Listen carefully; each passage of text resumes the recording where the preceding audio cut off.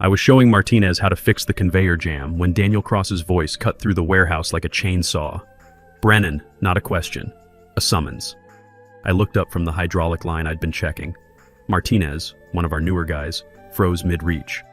Daniel stood in the doorway, backlit by morning sun streaming through the loading dock. His suit probably cost what my truck was worth. The crew around me went quiet. You could feel the air change. "Yeah?" I said, wiping grease off my hands. "A word. Now."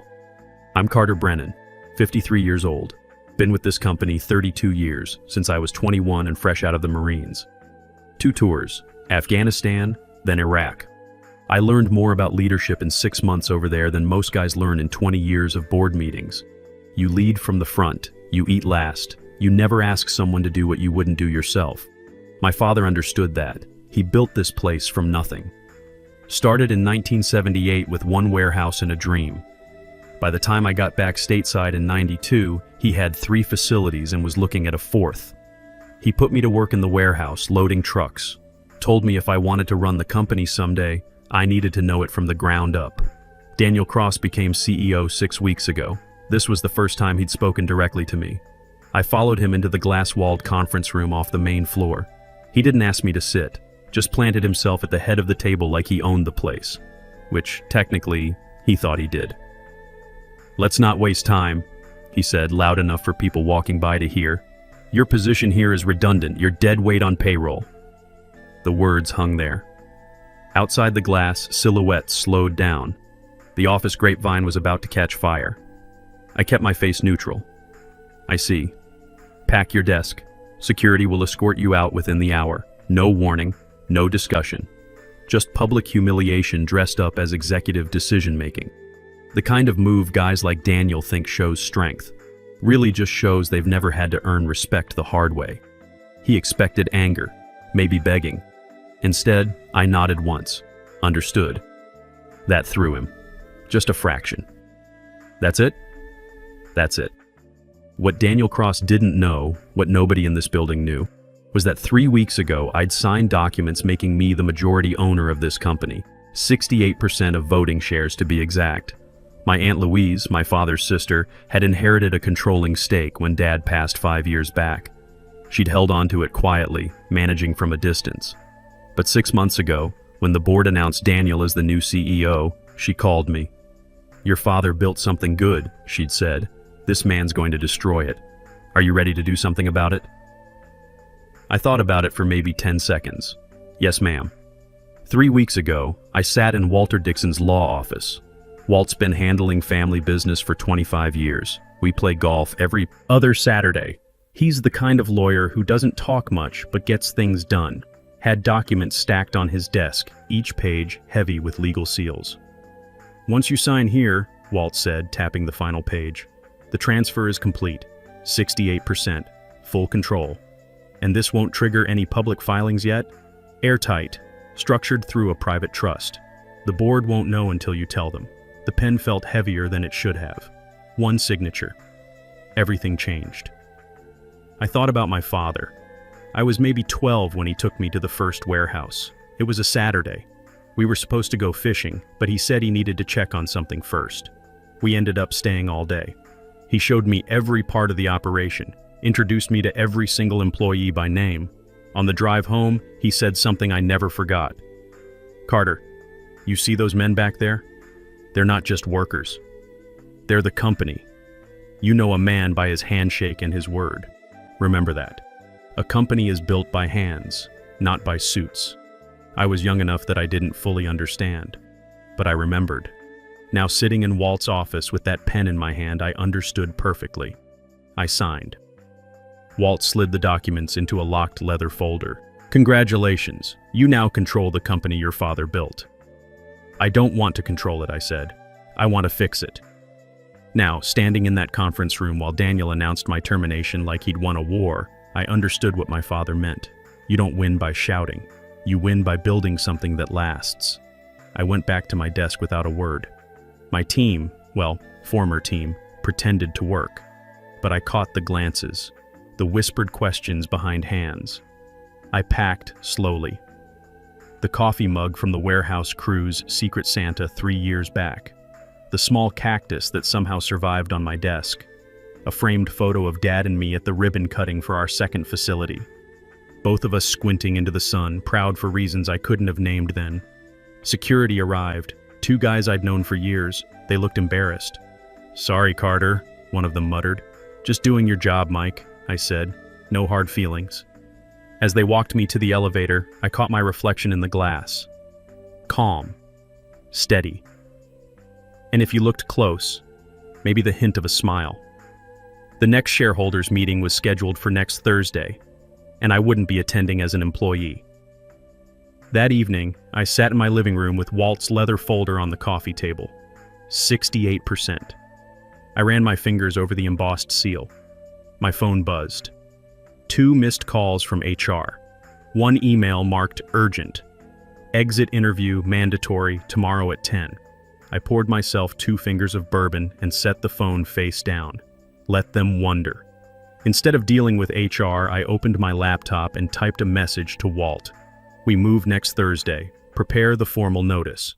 His reply came back in under a minute. "Understood. Expect pushback once it's served." Pushback was exactly what I wanted. I didn't go near the office that week. Instead, I spent my time gathering ammunition. Not the dramatic kind, just facts, numbers, the boring corporate evidence that boards can't ignore when it's stacked right in front of them.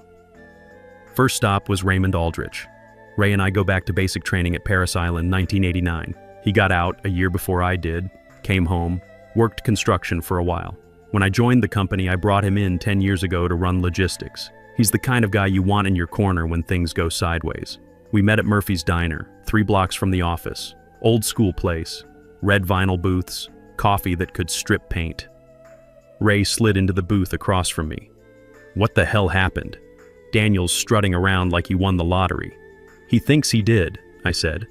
"I'm letting him enjoy it before reality hits." Ray leaned in, lowering his voice. "Carter, what are you planning?" "Nothing illegal. But I need information.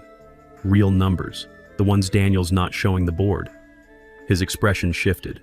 Understanding dawned. "You mean the actual turnover figures? The cost overruns? The projects bleeding money? All of it. And proof that his projections are fiction." Ray studied me for a long moment. We'd been in bad spots before. Iraq, 2003. Our convoy got hit outside Fallujah. Ray took shrapnel in his leg, pulling me behind cover. "You don't forget that kind of thing. Give me a couple days," he said finally. "This could blow back on you." He shrugged. "This used to be a place worth working for.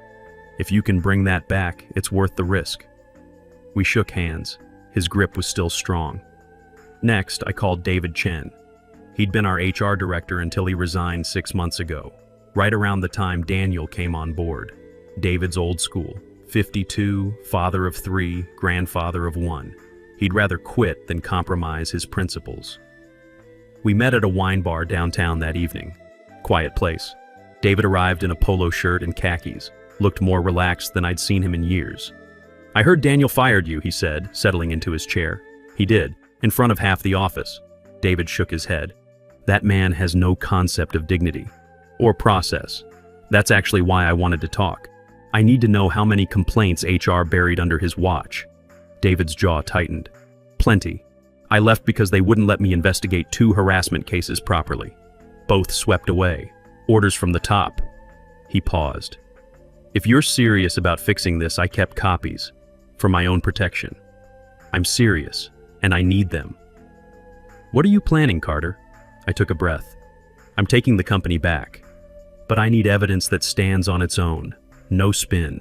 Just facts." David nodded slowly. "I can get you the files. But you need to understand, some of what you'll see is ugly. People got hurt because the right thing wasn't done. That's exactly why this matters." He reached into his bag and pulled out a thumb drive. I came prepared, just in case. By Friday, I had more than I'd hoped for. Ray sent me a spreadsheet showing voluntary turnover had spiked 38% in Daniel's first quarter. Engineers leaving, warehouse supervisors quitting, people with 10, 15 years walking away. David's files were worse. Detailed complaints, harassment allegations, safety violations, all closed without proper investigation. Daniel's signature on the closure forms. Then there were the email chains Ray had pulled from the server, Daniel and the CFO discussing how to massage quarterly numbers. Creative accounting, they called it. My father would have called it lying. None of it was sensational. It was worse than that. It was boring, undeniable corporate malpractice. The kind that makes board members nervous about liability.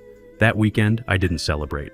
I worked, organized everything into a binder with tabs, finance, HR, operations, projections versus reality. Every number backed by a source, every complaint documented with dates and signatures. Walt called late Sunday evening. I've prepared the notice. Once you sign, it goes by courier to each board member. Special meeting to review executive leadership. Send it Monday morning. They'll call you the second they get it. I'm counting on it.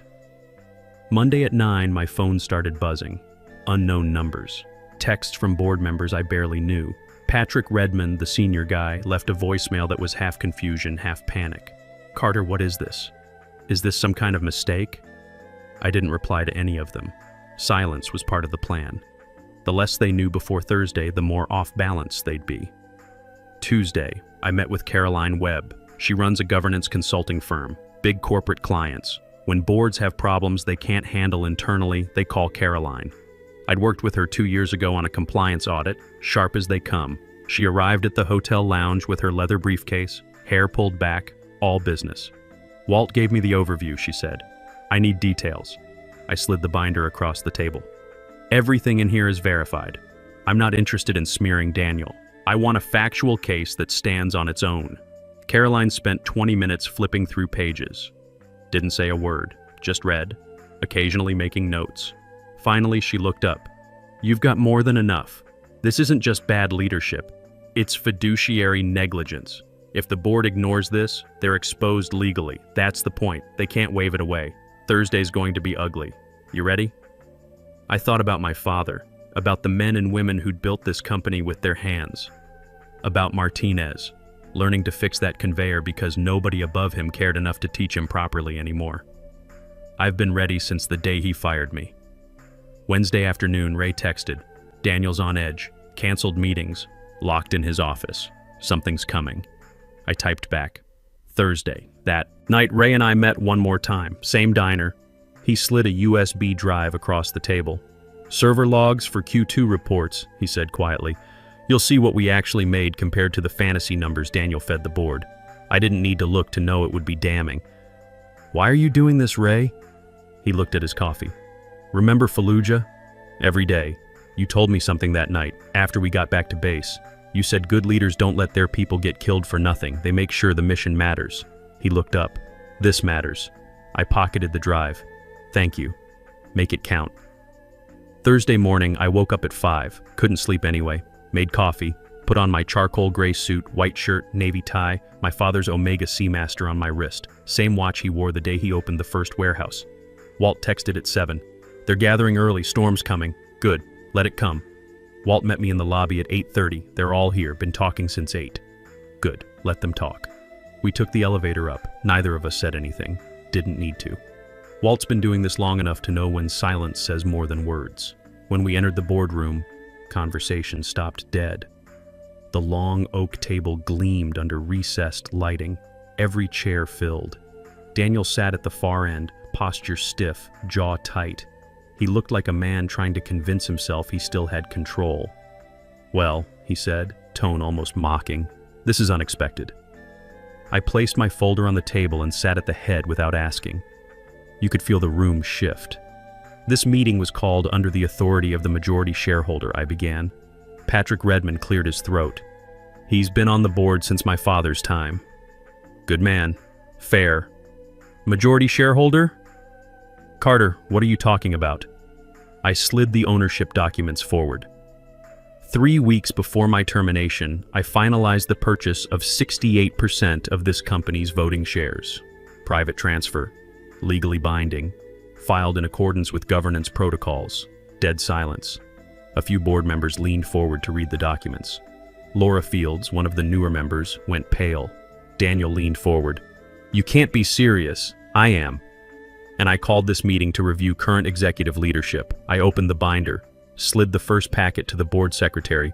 "These are actual Q2 revenue numbers, pulled directly from internal server logs. They don't match the figures in the last board report. The secretary glanced at the page, then looked sharply at Daniel. Accounting variances, Daniel said quickly. Normal reconciliation issues. 51% variance? I kept my voice level. If that's normal, we're in worse shape than I thought.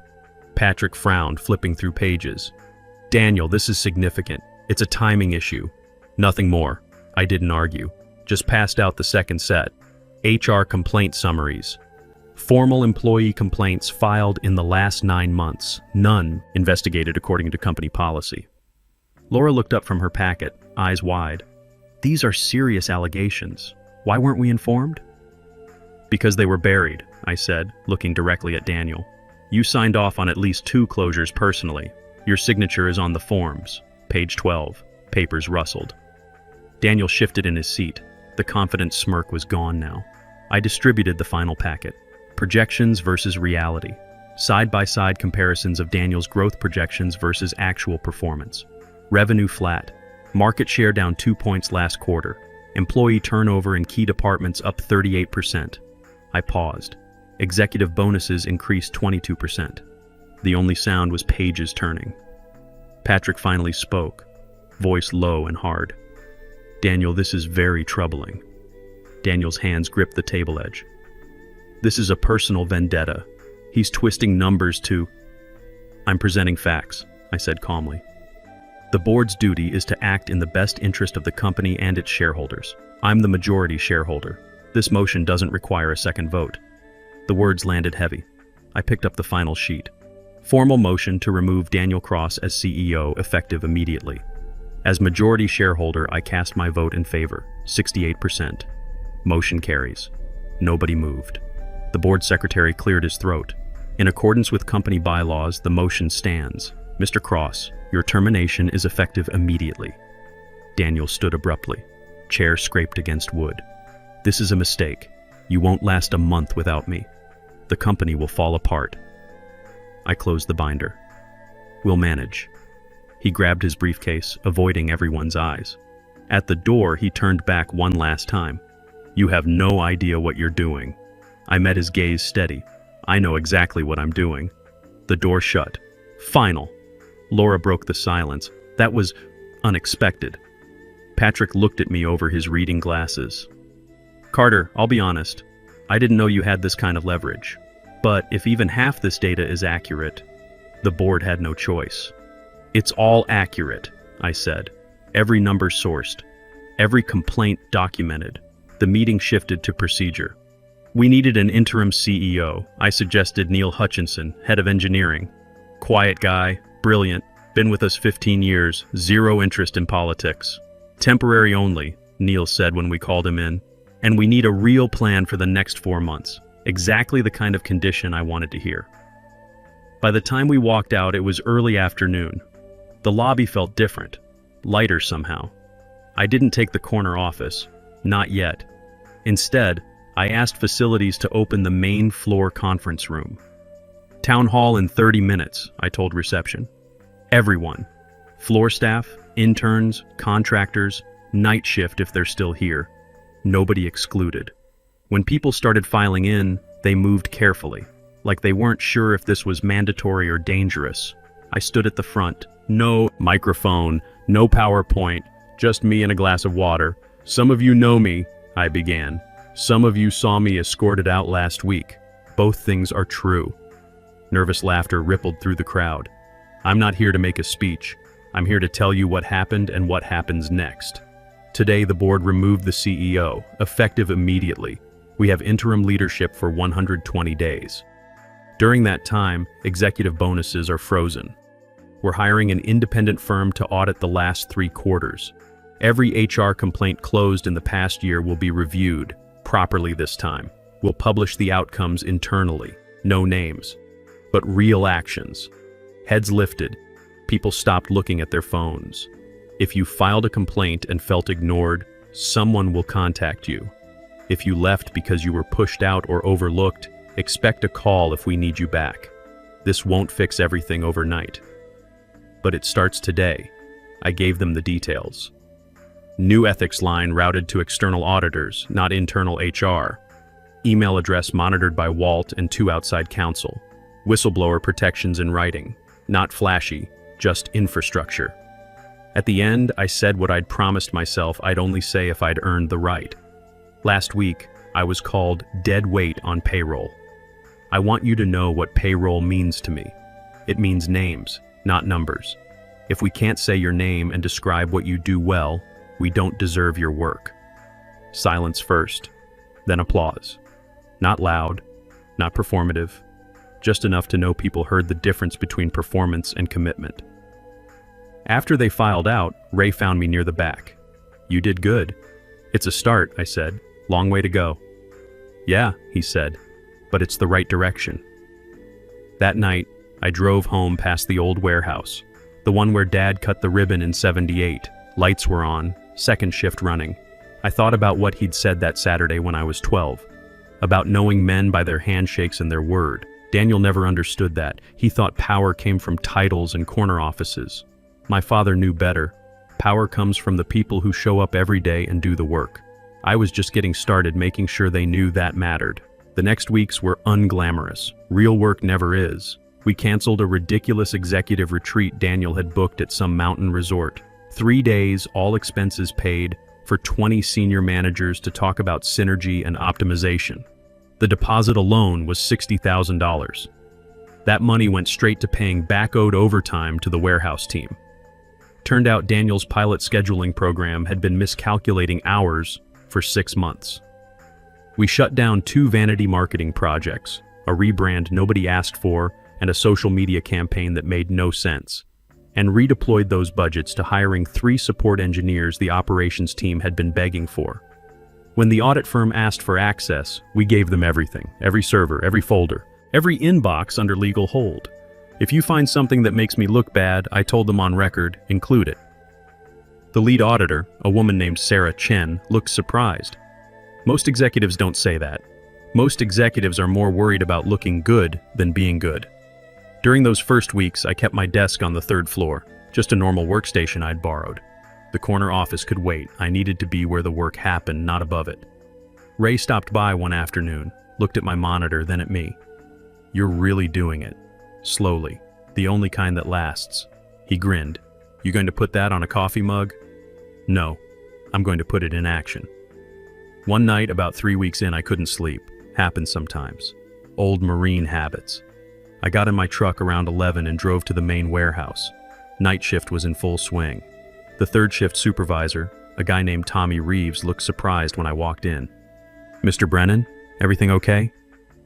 "It's Carter." And yeah, just couldn't sleep. Thought I'd see how things are running.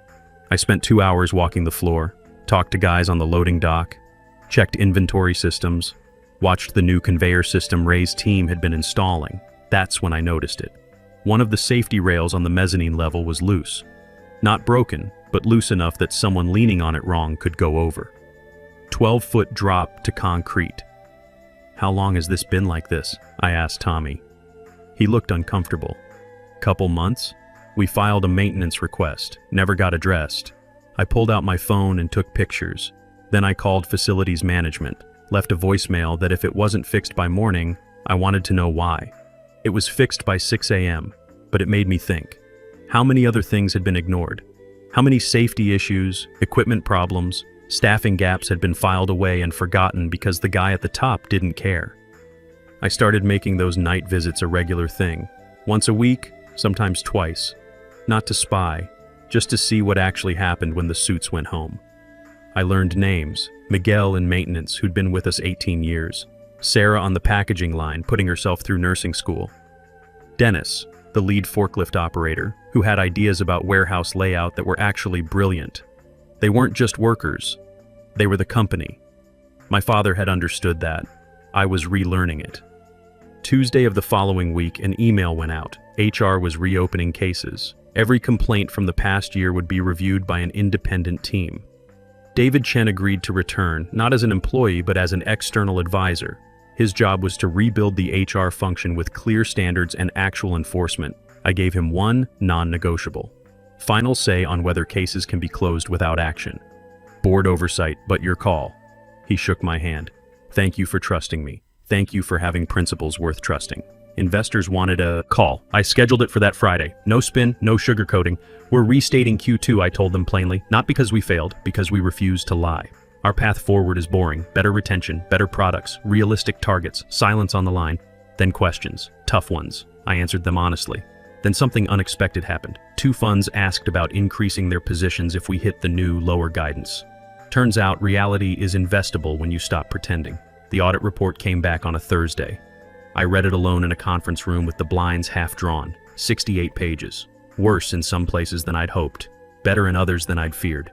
Financial misstatements, buried complaints, safety violations ignored. But also, and this mattered, no evidence of criminal activity, just negligence, arrogance. The kind of slow organizational rot that happens when leadership forgets what they're there for. We published a summary to all staff the next Monday. Actions already attached. Reimbursements for misallocated expenses. Clawbacks where legally permissible. Training where necessary. Terminations where justified. Names kept private. Remedies made public. I got an email that afternoon from someone I didn't know. Warehouse worker. Subject line, "Thank you."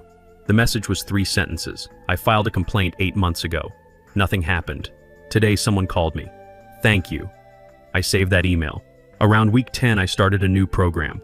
Veteran Hiring Initiative. If you'd served, you got priority consideration. Not just a check-the-box thing, real priority.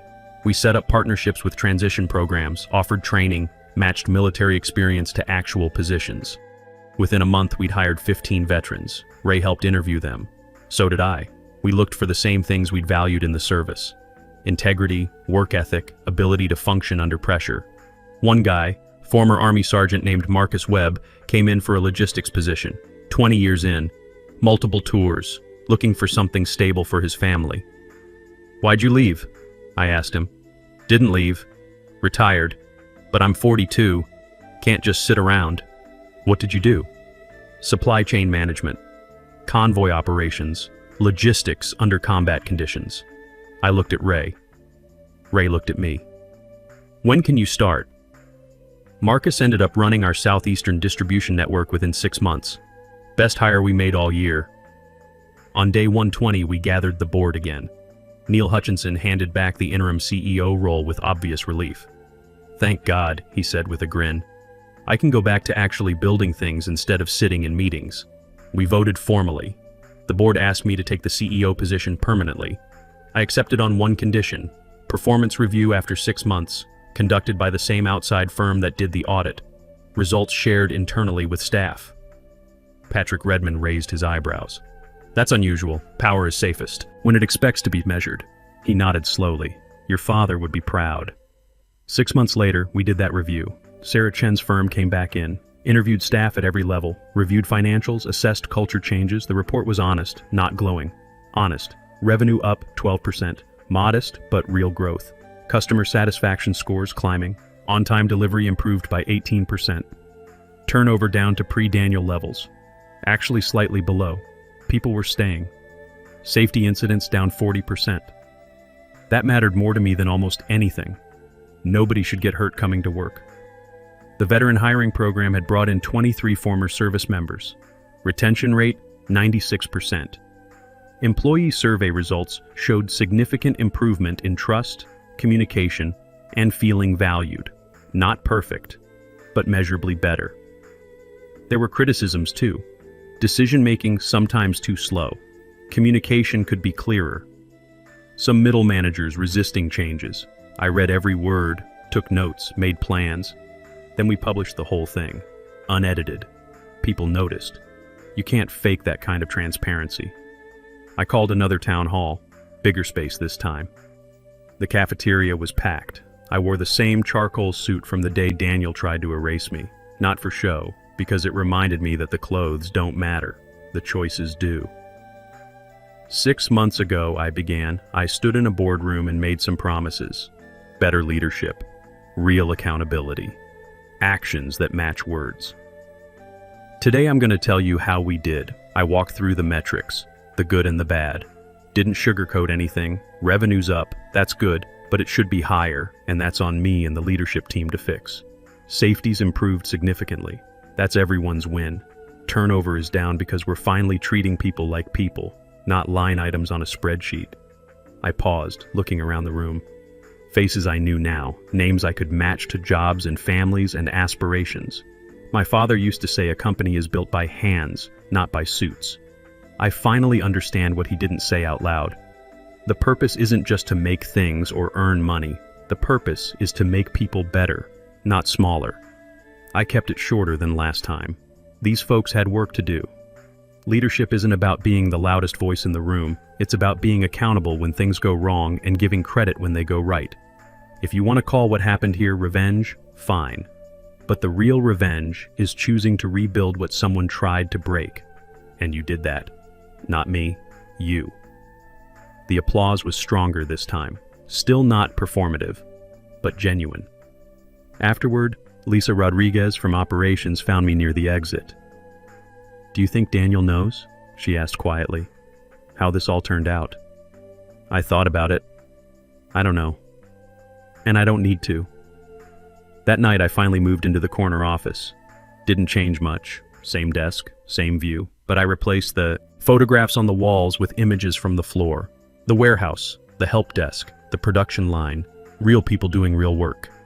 On the credenza, I kept one personal item, the photo of Dad and me at that ribbon cutting. Both of us squinting into the sun, proud for reasons I understand now. I opened the latest quarterly report, revenue continuing to climb, slowly, sustainably, customer retention improving, new contracts signed, profit sharing restored, $2,400 per employee, paid out last month. People could feel it in their paychecks.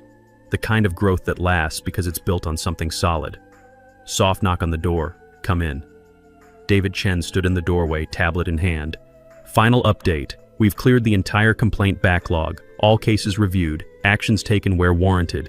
People are starting to trust the process again." "Thank you, David." He hesitated. "You doing okay, Carter?" I looked around the office, at the city beyond the windows, at the company my father built and I'd fought to save. "Yeah," I said. Not triumphant, not vengeful, just steady. "We're okay." When he left, I closed my laptop and let the quiet settle in. The revenge everyone wanted to see, the kind with drama and fireworks, had already happened. That door clicking shut behind Daniel. That was the moment. But what mattered more was every choice after. The boring work of rebuilding, the patient work of earning back trust, the hard work of being accountable. I poured 2 fingers of bourbon. Good stuff, not expensive, just honest. Picked up my phone and dialed. "Aunt Louise? It's Carter." Her voice came through warm and clear. "I was hoping you'd call. How'd the 6-month review go?" "Good.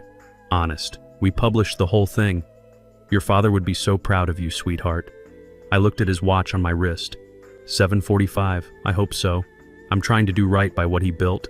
You already have. The company isn't just surviving. It's becoming what it was always meant to be. We talked for a while longer, about family, about the future, about the small things that matter more than we realize. When I hung up, I sat in the quiet for a few minutes. Then I locked up and took the stairs down, all 12 floors. By the time I hit the lobby, night shift was clocking in. I knew most of their names now. "Evening, Carter," Miguel from maintenance called out. "Miguel, how's your daughter doing?" His youngest had been in the hospital last month. "Much better. Thanks for asking. Good to hear." Outside, my truck was waiting. 19 years old, 243,000 miles. Ran better than most of the fancy cars in the executive lot. I drove home the long way, past the original warehouse where Dad started it all. The lights were on, second shift running smooth. I thought about that Saturday when I was 12. The fishing trip we never took because he wanted to show me the company instead. How he'd introduced me to every single person by name. How he'd explained that those weren't just workers, they were the company. I'd been too young to understand then. But he'd been patient, knew I'd figure it out eventually. Took me 40 years, but I got there. Tomorrow we'd keep building. Tonight, I'd earned the bourbon and the quiet. I pulled into my driveway, killed the engine, and sat for a moment. The best revenge isn't destroying what hurt you. It's building something better than what was broken. My father taught me that, even if it took me a lifetime to learn it. I grabbed my briefcase and headed inside. Tomorrow, we'd keep building.